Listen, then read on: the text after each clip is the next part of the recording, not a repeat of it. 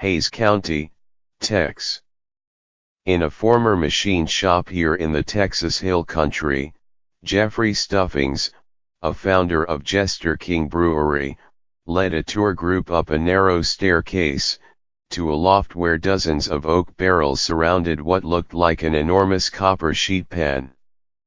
Stained glass windows bathed the pan in a pink and orange glow. "This vessel right here is called a cool ship," Mr. Stuffings said. "It's a specialized piece of equipment," he explained in reverent tones, "used in Belgium to brew the sour style of beer known as lambic, which is made through a traditional process that Jester King has been following since 2013. On cool winter nights, the brewers open the loft to the elements and pump in a lambic-style recipe made with raw wheat and aged hops. There's so much steam that you would not be able to see me," Mr. Stuffings said. "The cool ship kind of creaks and groans. The miracle of the lambic process, which yields some of the world's most complex and captivating beers, yet has caught on in America only recently, is what happens next.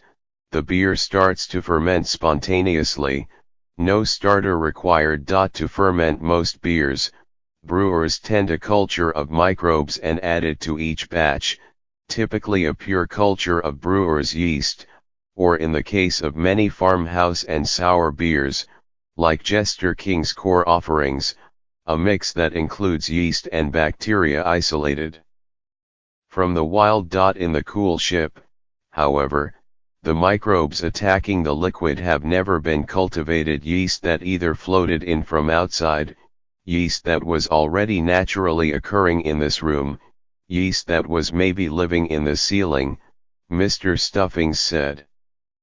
"Bacteria," he added, "are roaming around, too." Transferred to oak barrels, the beer ferments for a year or longer, each barrel varying according to the microbes' whims.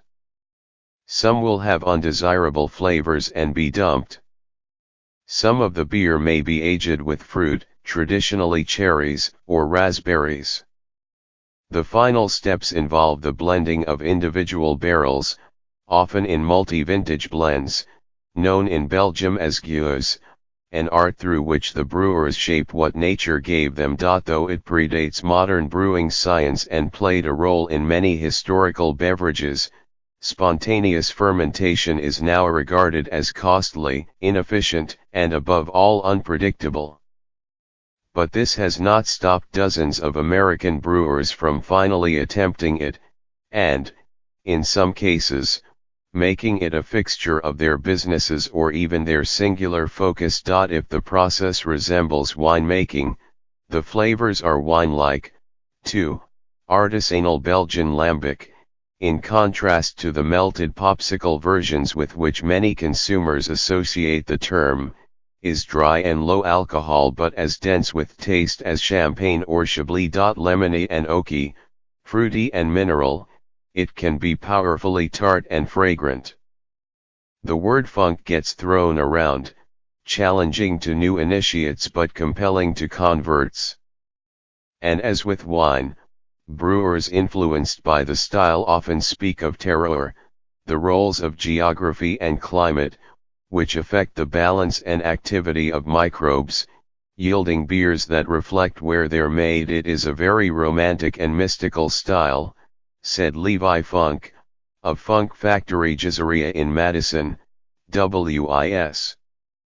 Mr. Funk began filling barrels in 2015 and opened a taproom last June. "It still feels like magic every time those barrels start fermenting," he said. "But I know it works."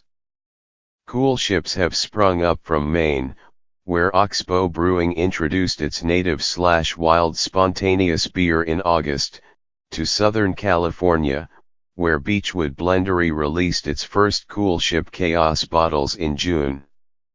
Outside Trenton, the Referend Beer Blendery, which uses only spontaneous fermentation, celebrated its first anniversary in December.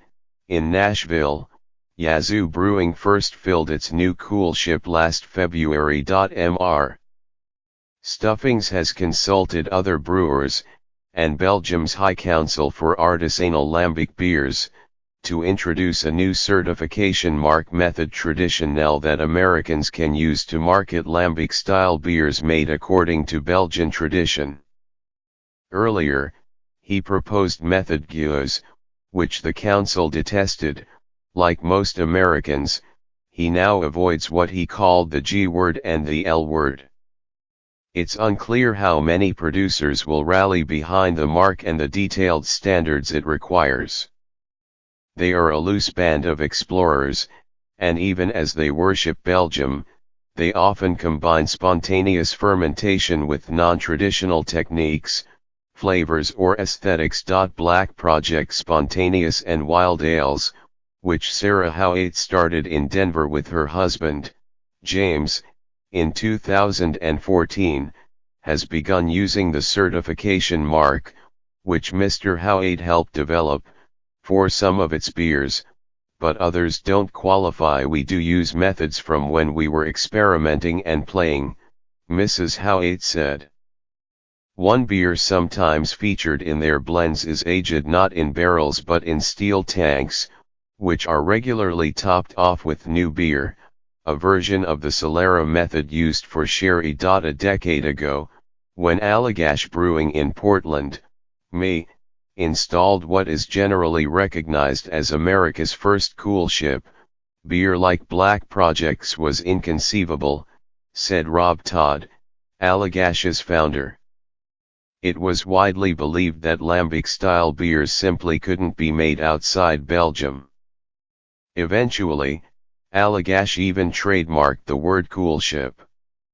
We didn't think anyone would be interested in using that name, Mr. Todd said. Today, he said, so many brewers are using the word on their labels that Allagash has stopped enforcing the trademark. One reason is Lambic's ever-growing cult following, hunted on pilgrimages to Belgium and bartered on internet forums.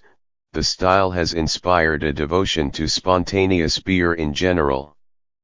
Mrs. Howitt said visitors have waited overnight outside Black Project for bottle releases, and Mr. Funk, who sells beer online, said he received almost 60,000 page views for a release of 1,000 bottles. Still, production volumes remain tiny, and the beers almost never make it to retail shelves. For curious drinkers uninterested in sidewalk sleepovers or hitting refresh, the best way to try them is to visit their producers' tasting rooms. The upside is that you get to experience both the beverage and where it comes from. It could be Tillamook, Oregon, where the microbes of the coastal climate give DeGard Brewing's beers a unique earthiness and minerality, said its head brewer, Trevor Rogers. Or it could be the Texas Hill Country.